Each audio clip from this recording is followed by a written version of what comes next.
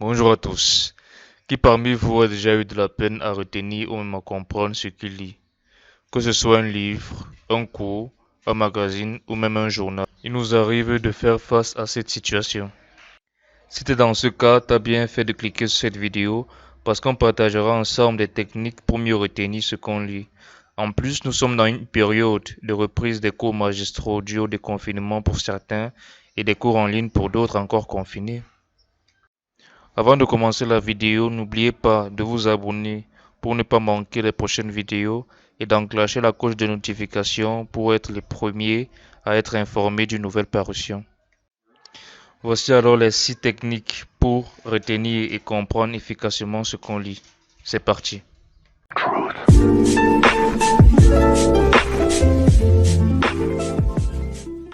1. Commencez par vous fixer un objectif. Avant de commencer une lecture, posez-vous d'abord la question de savoir qu'est-ce que j'attends du document ou alors qu'est-ce que je veux du document. Rien que le fait de se poser cette question vous permettra d'avoir une lecture plus objective et cela améliorera votre concentration et votre motivation. 2. Ayez une posture physiologique active. Essayez d'être plus centré à l'intérieur de vous. Redressez la colonne vertébrale, décroisez vos jambes et vos bras. Le fait d'avoir une posture active va vous permettre d'être plus ancré dans le présent et d'éviter à votre esprit d'être éparpillé. Il est aussi important d'avoir un bon environnement de travail propre et bien aéré. 3.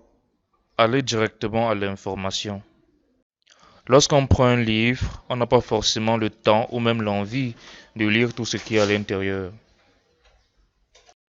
Il vaut mieux alors d'entrer dans le livre et d'aller directement prendre l'information utile pour nous.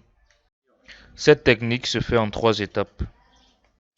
La première consiste à une observation de la structure du livre. Première de couverture, quatrième de couverture, sommaire. Ensuite, se poser des questions par rapport aux observations. Puis, aller dans le texte pour répondre à ces questions. Ceci est une technique simple mais très efficace. 4. Essayez d'avoir une bonne hygiène de vie. Qu'on le veut ou non, avoir une bonne hygiène de vie a un impact considérable sur notre état physique et mental, favorisant ainsi notre capacité de rétention et de compréhension. Cela consiste à se nourrir convenablement, avoir du repos et faire du sport. D'autres peuvent aller plus loin en faisant des exercices de méditation pour organiser ses énergies et élever l'esprit. Cela aide vraiment. 5. Conceptualiser et visualiser ce que vous faites. La conceptualisation consiste à se créer une idée générale à partir de quelques éléments. Par exemple, à partir de lit, drap, oreiller, vous pouvez dire chambre. L'idée est de trouver un terme permettant de rassembler plusieurs informations.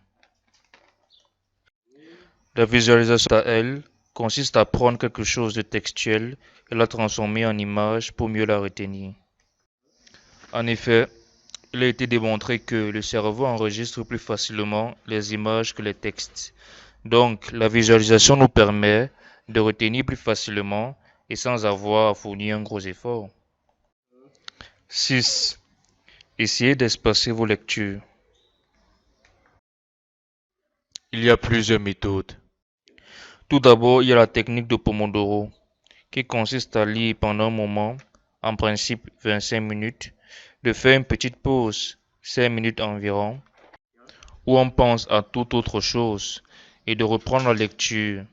Et après 4 tours, prendre une longue pause, 30 minutes, et refaire le tour. Cette technique est adaptable en fonction de la fréquence de lecture et de la résistance de chacun d'entre nous. Une autre méthode est celle mise en place par Ebbinghaus, un psychologue allemand, appelée méthode des J ou courbe de l'oubli. Cette méthode consiste à répéter une information pendant un intervalle de temps, histoire de la réactiver dans la mémoire et de la retenir sur le long terme. Je ferai probablement une vidéo où j'expliquerai plus en profondeur en quoi consiste cette méthode. Voilà en gros les 6 techniques utiles pour améliorer sa rétention et sa compréhension. Dites-moi en commentaire si vous avez d'autres techniques. Si cette vidéo vous a aidé, mettez un pouce bleu et partagez-la à ceux qui ont un problème de rétention. C'est tout pour cette vidéo et rendez-vous dans de prochaines éditions. That's a cool face. Want a date?